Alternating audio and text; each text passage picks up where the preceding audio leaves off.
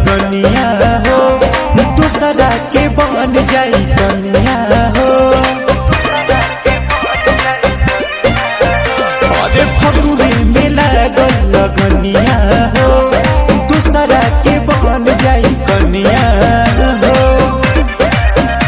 अरे हम बैठल रहिया मान के कि होलिया में डोलिया चली जाई अब हमार जान के कि होलिया में डोलिया चली जाई अब तोहर जान के।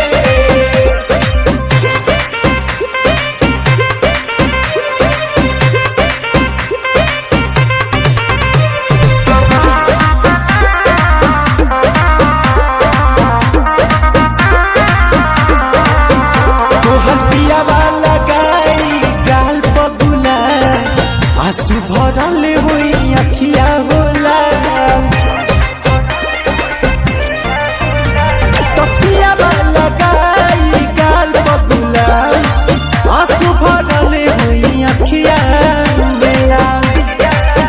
हम भुला देनी दुनिया जहान के कि होलिया में डोलिया चली जाई अब हमार जान के कि होलिया में डोलिया चली जाई अब तोहर जान के।